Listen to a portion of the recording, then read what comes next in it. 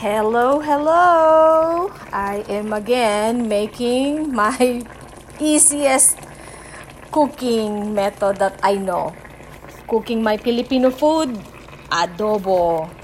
And for all of you who wanted to know how to make adobo, I am using chicken adobo.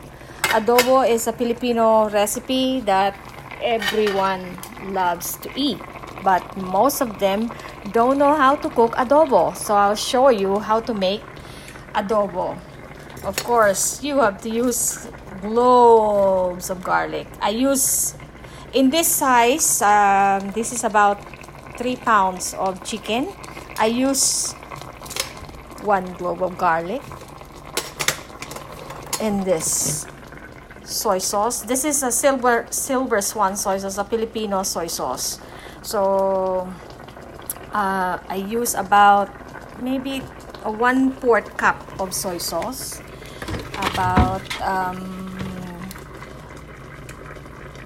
tablespoon of vinegar. You can use any vinegar, and black pepper, ground brown pepper. Ito ang aking secret ingredients. I add some chili sauce, and of course you have to add salt. And at the end of this cooking, I'll be adding coconut milk. At this time, the easiest way to make adobo is you just add the minced clove of garlic and add all the ingredients I mentioned. Then add the chicken that you thawed from your refrigerator, and let it cook by itself. No need to add anything else except those. And chicken will be cooked by its own juice. This juice that you see is all coming from chicken itself.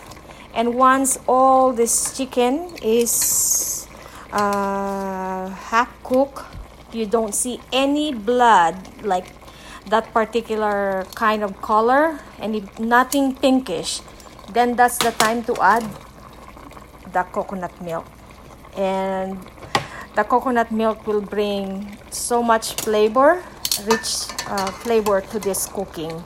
So that is how you make your adobo. I will not be so particular about the amount of salt or pepper that you can add, because it all depends on how much taste. Everyone has their own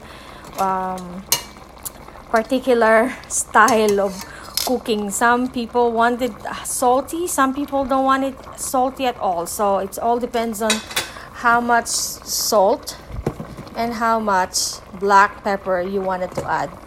The most important thing is just mix them all together, all these ingredients: salt, black pepper, and there's a sweet chili sauce. And if you don't have sweet chili sauce, you can add some sugar.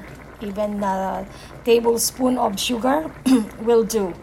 And of course, the white vinegar and silver swan soy sauce, or any soy sauce in particular, it would be best to add, as long as you have a lot of garlic. The garlic is what makes adobo to be so pronounced and its flavor. Yan. This is how I make my chicken adobo. And when you know when it's cooked is when there's no pinkish color from this chicken, and that's the time to add, as I mentioned earlier, that's the time to add your coconut milk. And when that particular juice is gone, that's the time you know that your adobo is done. And have a great morning, and God bless you all. Till next time. It's a very easy way to cook adobo, chicken adobo. Thank you for watching.